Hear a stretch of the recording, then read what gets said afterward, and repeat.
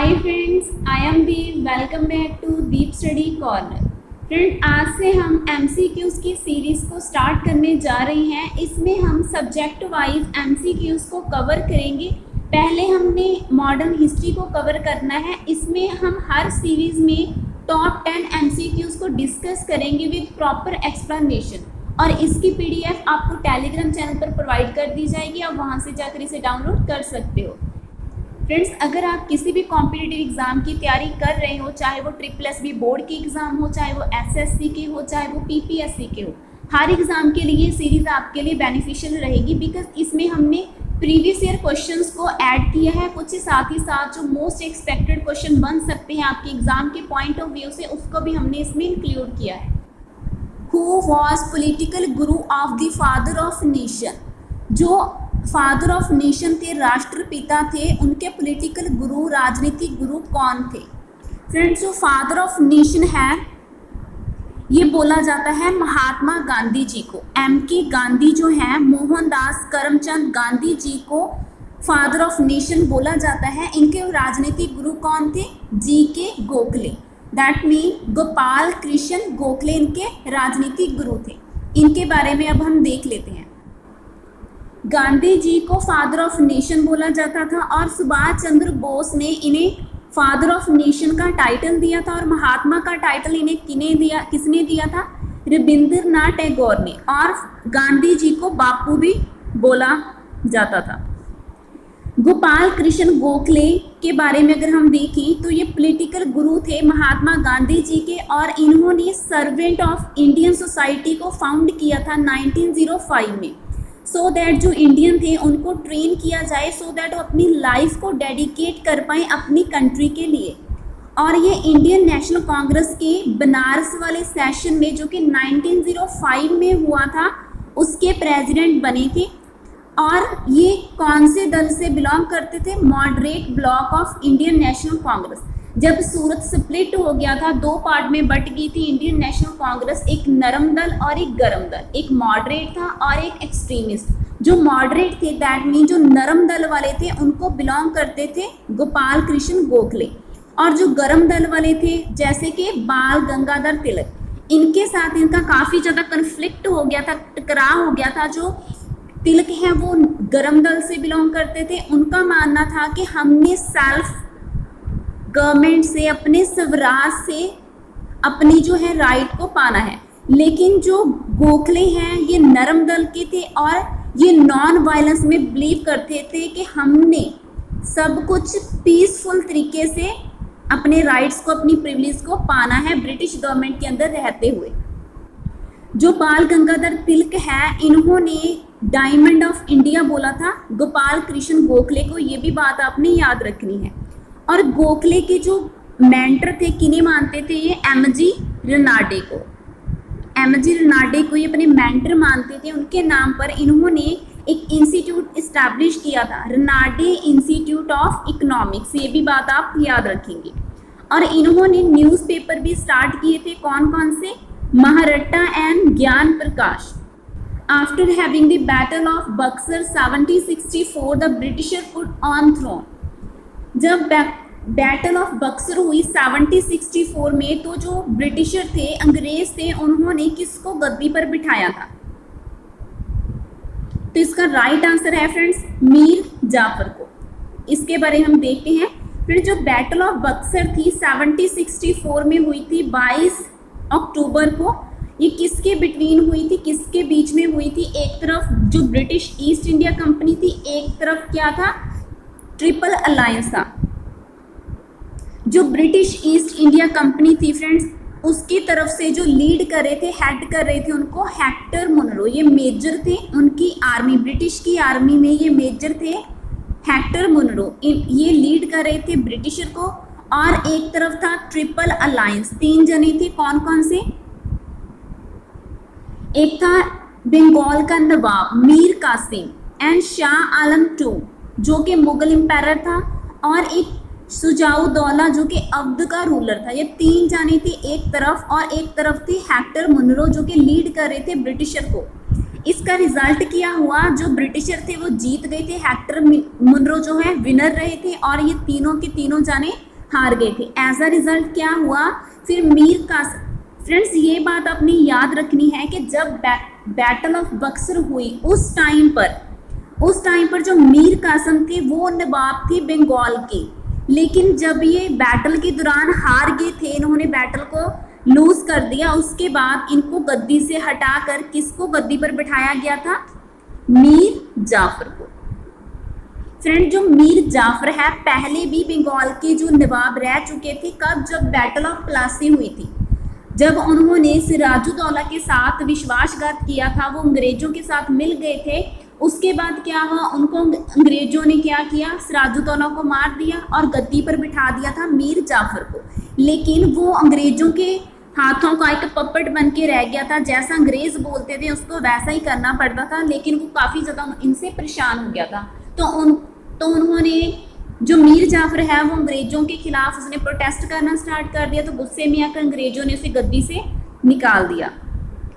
तो फिर उसकी जगह पर प्लेस किया गया था मीर कासिम को, लेकिन मीर कासिम के साथ भी सेम ट्रीटमेंट हुआ।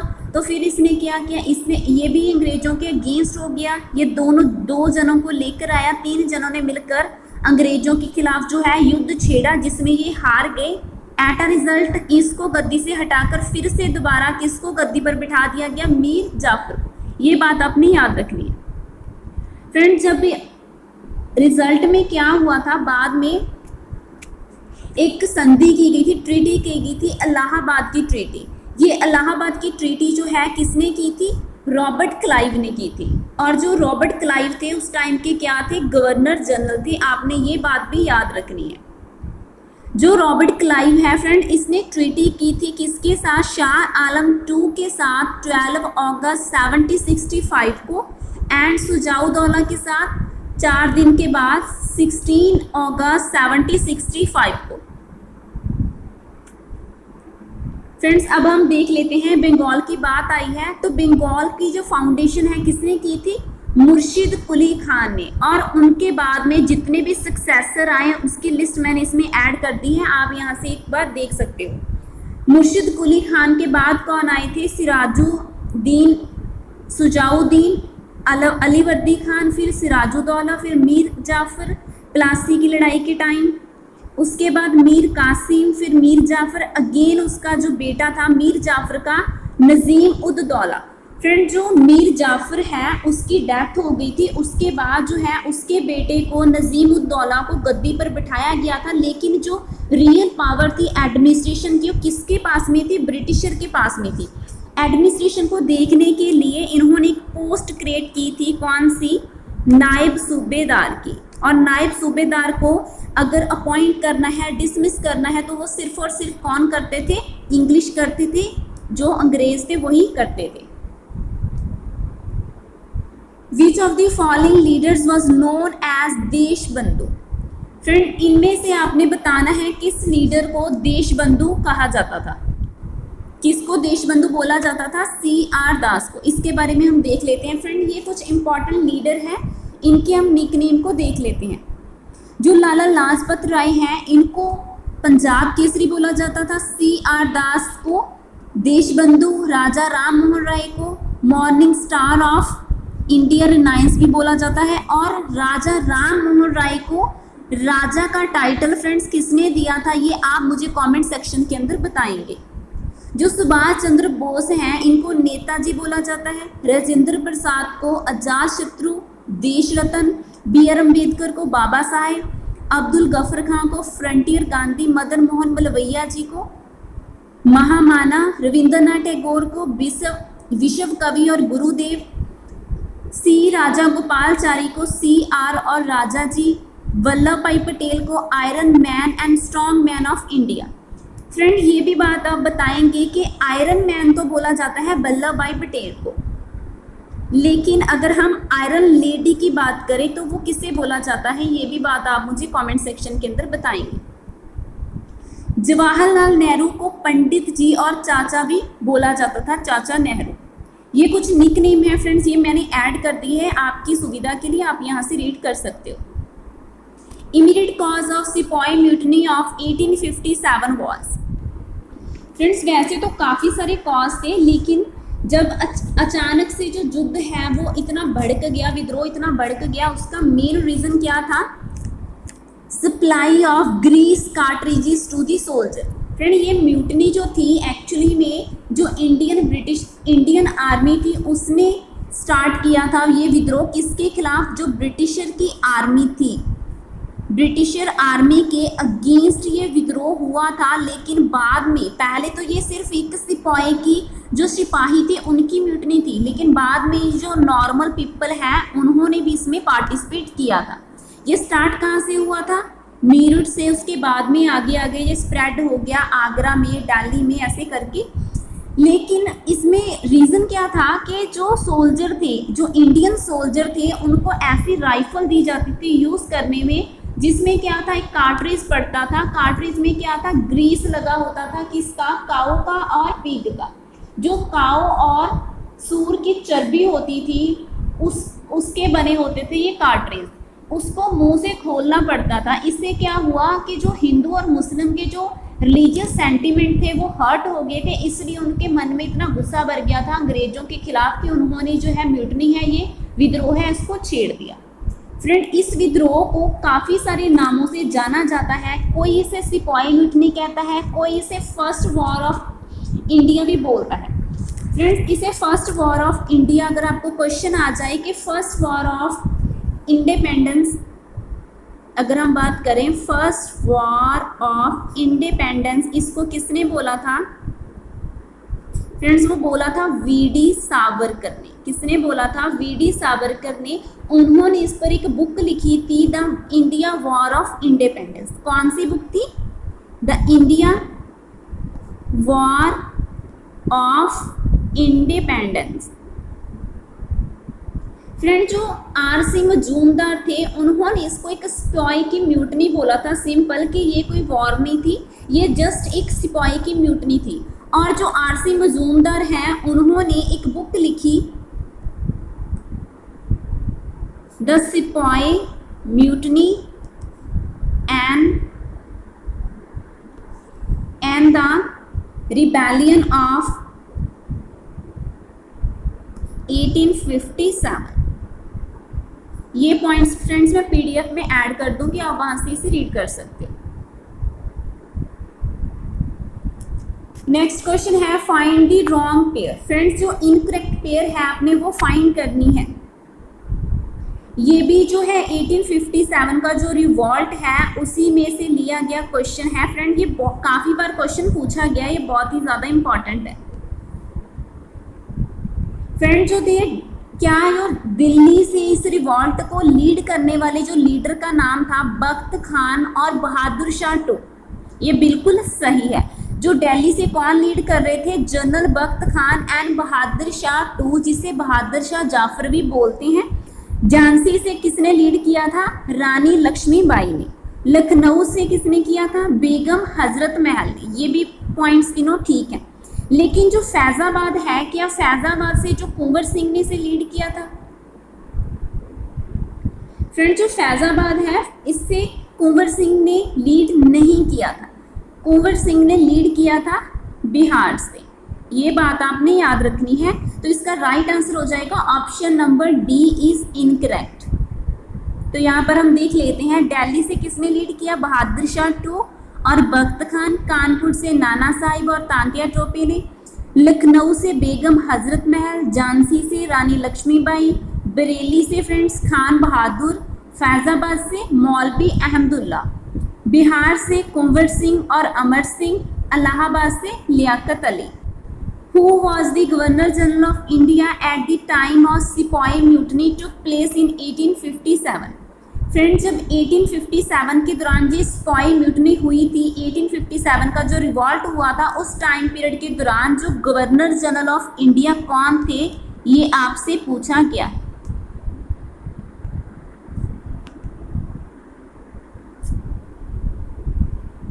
फ्रेंड्स उस टाइम पे गवर्नर जनरल कौन थे? लॉर्ड कैनिंग थे। देख लेते हैं फ्रेंड, जितने भी इसमें ऑप्शन दिए गए हैं उसकी डिटेल मैंने लिखी है। अगर हम वॉर्न हेस्टिंग की बात करें फ्रेंड, इनका टाइम पीरियड था 1773 से लेकर 1855 तक, 1785 तक। और ये गवर्नर जनरल ऑफ बंगाल थे। अगर पूछा जाए first governor general of Bengal कौन थे तो वो लॉर्ड वॉर्न हेस्टिंग थे। इनके टाइम पर ही जो रेगुलेटिंग एक्ट आया था 1773 वाला, वो वॉर्न हेस्टिंग के टाइम पीरियड पर ही आया था। और जो फर्स्ट सुप्रीम कोर्ट बनी थी वो भी लॉर्ड वॉर्न हेस्टिंग के टाइम पर ही बनी थी। लॉर्ड विलियम बेंटिंग की अगर हम बात करें तो ये first governor general of India थे। Friends, first governor general of India कौन थे? Lord William Bentinck. इन्होंने सती को अबॉलिश किया। चार्टर एक्ट ऑफ 1833 भी इनके टाइम पीरियड पर आया था। लॉर्ड डलहौजी का टाइम पीरियड था 1848 से 1856 एंड इनके टाइम पर सेकंड एंग्लो सिख वार हुआ था। उसके बाद क्या हुआ था कि पंजाब की एनेक्सेशन हुई, पंजाब पर अपना कब्जा कर लिया था अंग्रेज़ों ने। डॉक्ट्राइन ऑफ लैप्स भी किन्होंने दी? लॉर्ड डलहौजी ने। इसके अंडर क्या था फ्रेंड्स, अगर किसी भी राजा का कोई बायोलॉजिकल चाइल्ड नहीं होता था, अपना खुद का बच्चा नहीं होता था, तो वो अगर उन्होंने किसी बच्चे को अडॉप्ट कर रखा है, गोद ले रखा है, तो उसको उनकी गद्दी नहीं दी जाती थी। उस राजा की डेथ के बाद उसका राज ब्रिटिशर अपने अंडर में ले लेते थे इस डॉक्ट्राइन ऑफ लैप्स की नीति के दौरान। इसके चलते हुए इन्होंने काफ़ी सारे प्रोविंसेस को अपने राज में मिला लिया था, जैसे झांसी को, फिर इन्होंने सतारा को, अवध को, ऐसे ही करके काफ़ी सारे थे। इसीलिए जो झांसी थी या फिर जो नाना साहेब थे, इन सभी ने इनके खिलाफ जो विद्रोह कर दिया था। ये लॉर्ड डलहौजी ही थे जिनके टाइम पर जो फर्स्ट रेलवे लाइन है वो बनी थी 1853 में। कहाँ से कहाँ तक? बॉम्बे से थाने। और टेलीग्राफ लाइंस भी बनी थी और विडो री मैरिज एक्ट भी इस्टेब्लिश हुआ था 1856 में। लॉर्ड कैनिंग जो थे फ्रेंड्स, ये लास्ट गवर्नर जनरल थे और फर्स्ट वाइसराय ऑफ इंडिया भी कौन थे? Lord Canning. इनकी पॉलिसी फ्रेंड जो थी काफ़ी ज़्यादा माइल्ड थी, ये टॉलरेंट तरह के पर्सन थे। और इनके टाइम पीरियड पर ही 3 यूनिवर्सिटीज़ को इस्टेब्लिश किया गया था, कैलकाटा, मद्रास एंड बॉम्बे 1857 में। और ये रिवॉल्ट भी इनके टाइम पीरियड पर हुआ था। एक गवर्नर जनरल थे और वाइसराय थे। गवर्नमेंट ऑफ इंडिया एक्ट 1858 भी इनके टाइम पर ही आया था, जिसके चलते हुए इन्हें फर्स्ट वाइसराय ऑफ इंडिया बनाया गया था। इनके टाइम पर ही जो यूरोपियन ट्रूप्स थे उन्होंने भी म्यूटनी कर दी थी, उन्होंने विद्रोह कर दिया था 1859 में। और इंडियन काउंसिल्स एक्ट ऑफ 1861 भी इनके टाइम पर ही आया था, लॉर्ड कैनिंग के। Who was the first president of Indian national Congress? INC का फर्स्ट जो प्रेसिडेंट था वो कौन था? फ्रेंड, जो INC के फर्स्ट प्रेसिडेंट थे WC बैनर्जी थे। अगर हम इंडियन नेशनल कांग्रेस की बात करें, ये इस्टेब्लिश कब हुई थी? 28 दिसंबर 1855 को A.O. ह्यूम ने इसे इस्टेब्लिश किया था। और इसका फर्स्ट सेशन जो हुआ था बॉम्बे में हुआ था। और फर्स्ट प्रेसिडेंट कौन थी इसके? WC बैनर्जी। और जो फर्स्ट सेशन हुआ था फ्रेंड्स वो हुआ था गोकुलदास तेजपाल संस्कृत कॉलेज। कौन से कॉलेज में हुआ था first session? Gokuldas Tejpal Sanskrit college Bombay में फर्स्ट सेशन हुआ था। प्रेसाइड किसने किया था? WC बैनर्जी ने। और इसके उस टाइम पर जो वाइसराय कौन थे? Lord Dufferin. और डफरिन का टाइम पीरियड था 1884 से 1888। फ्रेंड, इस जो इंडियन नेशनल कांग्रेस का जो पहले का ओरिजिनल नेम क्या था? Indian national union. उसको बाद में इसको रीनेम किया गया था दादा भाई नारोजी के द्वारा इंडियन नेशनल कांग्रेस के रूप में। इसको नेम किसने दिया था इंडियन नेशनल कांग्रेस का? दादा भाई नारोजी ने। अगर हम दादा भाई नारोजी की बात करें, ये फर्स्ट पर्सन थे जो ब्रिटिश पार्लियामेंट में, यूके की जो पार्लियामेंट में ये MP बने थे। फर्स्ट पर्सन थे दादा भाई नौरोजी। और दादा भाई नौरोजी को क्या बोला जाता है? Grand old man of India. Grand old man of India. और ये इंडियन नेशनल कांग्रेस के 3 बार प्रेसिडेंट बने। कब कब बने थे? कैलकाटा सेशन में, लाहौर सेशन में और अगेन कैलकाटा सेशन में 1906 में। इन्हें क्या बोला जाता है? Grand old man of India. Which of the following is only session of INC presided over by the Mahatma Gandhi? Friend जो इंडियन नेशनल कांग्रेस के जितने भी सेशन हुए थे, जितनी भी इन्होंने मीटिंग्स की थी, उसमें एक लौता ऐसा कौन सा सेशन था जिसमें महात्मा गांधी ने उसको प्रिसाइड किया था, मीन्स कि महात्मा गांधी उसमें प्रेसिडेंट थे। तो वो था फ्रेंड्स बेलगांव का सेशन जो 1924 में हुआ था। ये ओनली सेशन था, सिर्फ इसी में ही महात्मा गांधी ने प्रिसाइड किया था और किसी सेशन में नहीं किया था, इसलिए एग्जाम के पॉइंट ऑफ व्यू से इम्पॉर्टेंट बन जाता है। फ्रेंड्स अब हम कुछ इंपॉर्टेंट सेशन को देख लेते हैं जो आपने याद रखने हैं, और भी हैं वो हम आगे के क्वेश्चन में डिस्कस करेंगे। 1885 का जो सेशन है फ्रेंड, ये फर्स्ट सेशन था जो बॉम्बे में हुआ था। इसमें जो फर्स्ट प्रेसिडेंट कौन थे, WC बैनर्जी थे। इसमें टोटल जो रिप्रेजेंटेटिव थे 72 थे।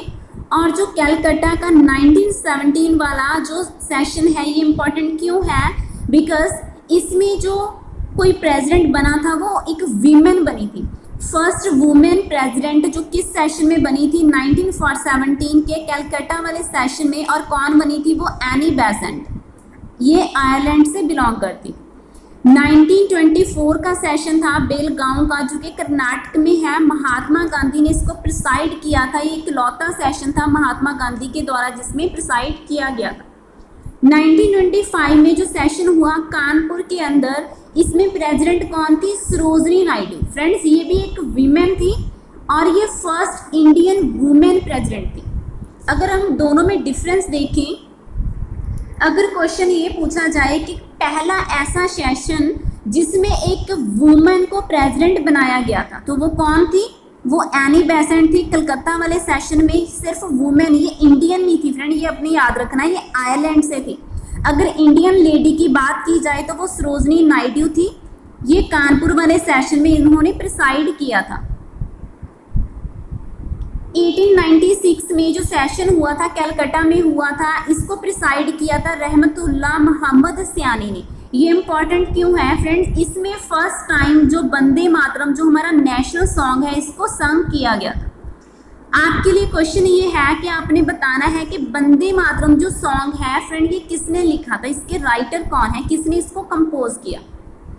1905 में वाराणसी में एक सेशन होता है, इसको GK गोखले जो कि पॉलिटिकल गुरु हैं महात्मा गांधी जी के, उन्होंने प्रिसाइड किया था। इसमें क्या हुआ, 1905 में फ्रेंड्स बंगाल की पार्टीशन की जाती है लॉर्ड कर्जन के दौरान।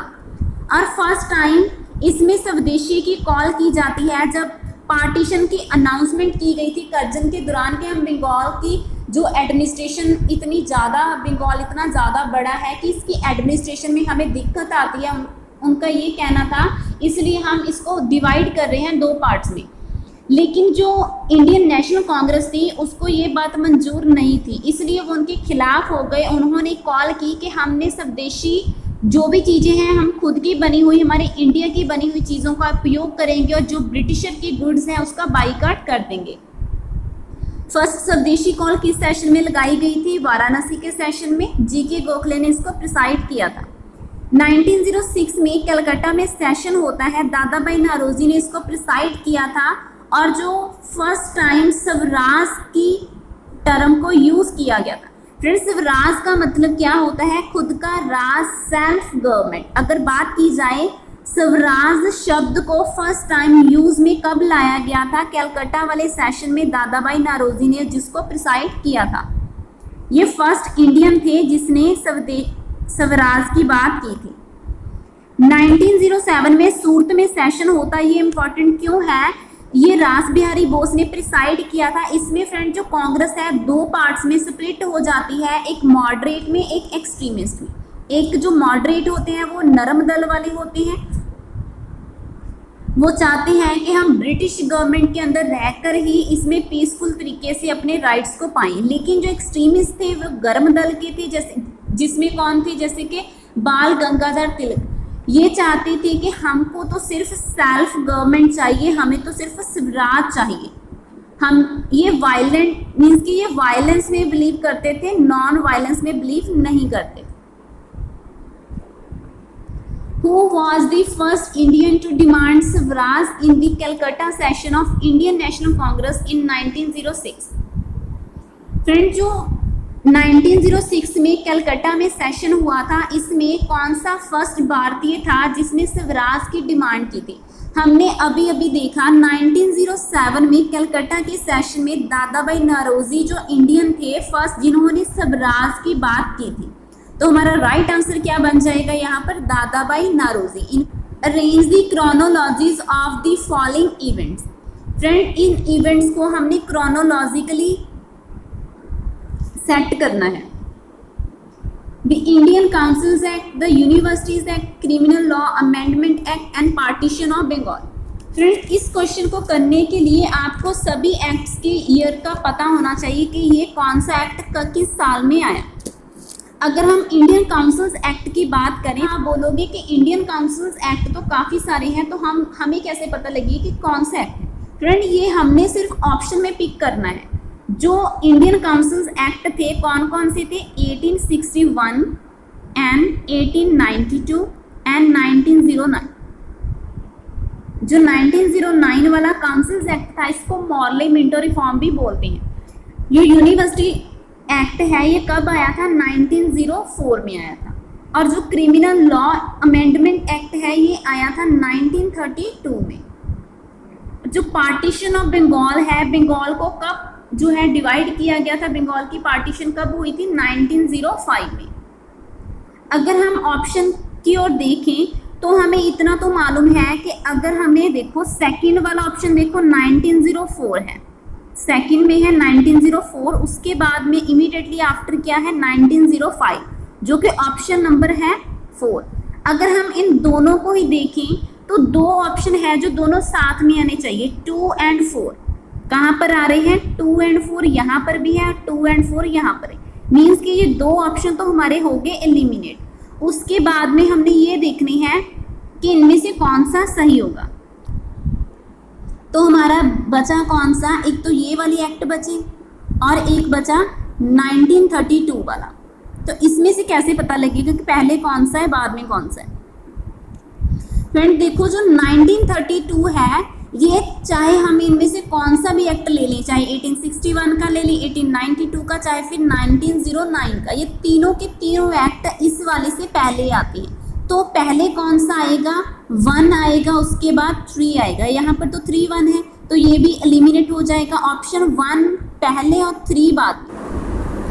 तो फ्रेंड्स इसके अकॉर्डिंग हमारा राइट आंसर क्या हो जाएगा? Option number A. पहले 1 आएगा, फिर 2 आएगा, फिर 4 आएगा, फिर 3 आएगा। ये किस में मिल रहा है हमें? ऑप्शन नंबर फर्स्ट में। आज के लिए फ्रेंड्स इतना ही। होप करती हूँ कि आज के क्वेश्चन आपको अच्छे से समझ में आए होंगे। इसकी PDF आपको टेलीग्राम चैनल पर मिल जाएगी। अगर ये वीडियो आपको अच्छी लगे तो इसे लाइक करना, शेयर करना, चैनल को सब्सक्राइब भी कर लेना। मिलती है ऐसी कि इस नेक्स्ट वीडियो के अंदर। Thank you for watching.